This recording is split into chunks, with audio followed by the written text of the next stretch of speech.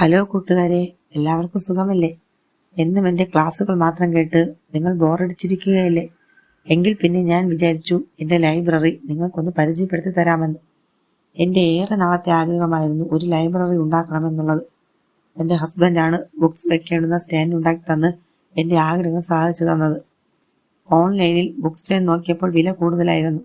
അതുകൊണ്ട് കുറച്ച് പ്ലൈവുഡ് കിട്ടിയപ്പോൾ നമ്മളതിനെ ഭംഗിയുള്ള ഒരു ബുക്ക് സ്റ്റാൻഡാക്കി മാറ്റി. എൻ്റേത് ചെറിയ ഒരു ലൈബ്രറി ആണെങ്കിലും അതിൽ ഒരുപാട് പുസ്തകങ്ങൾ ഞാൻ സൂക്ഷിച്ചു വെച്ചിട്ടുണ്ട്. പല കാലങ്ങളായി ഞാൻ വാങ്ങിക്കൂട്ടിയവയാണ് ഇവയ്ക്ക്. എനിക്ക് ഏറ്റവും പ്രിയപ്പെട്ട ചില ബുക്കുകൾ ഞാനിവിടെ നിങ്ങൾക്ക് പരിചയപ്പെടുത്തി തരാം.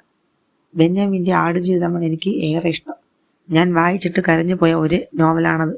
പിന്നെ ഓടയിൽ നിന്ന്, ഒരു കുടയും കുഞ്ഞു പെങ്ങളും, ബാല്യകാല സഹി, മുല്ലാക്കഥകൾ ഇവയ്ക്ക് എനിക്ക് പ്രിയപ്പെട്ടവയാണ്.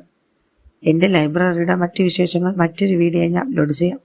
എങ്ങനെ ഇത്രയേറെ പുസ്തകങ്ങൾ ലഭിച്ചു, മറ്റു പുസ്തകങ്ങൾ ഏതൊക്കെ, കുറേ വർഷങ്ങളായെങ്കിലും പുസ്തകങ്ങൾ എങ്ങനെ കേടുകൂടാതെ സൂക്ഷിക്കുന്നു എന്നൊക്കെ ഞാൻ അതിൽ ഉൾപ്പെടുത്താം.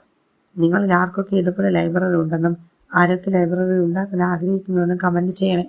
വീഡിയോ ഇഷ്ടമായെങ്കിൽ ലൈക്ക് ചെയ്യാനും ചാനൽ സബ്സ്ക്രൈബ് ചെയ്യാനും മറക്കരുത്. മറ്റൊരു വീഡിയോയായി കാണുന്നതുവരെ ബൈ.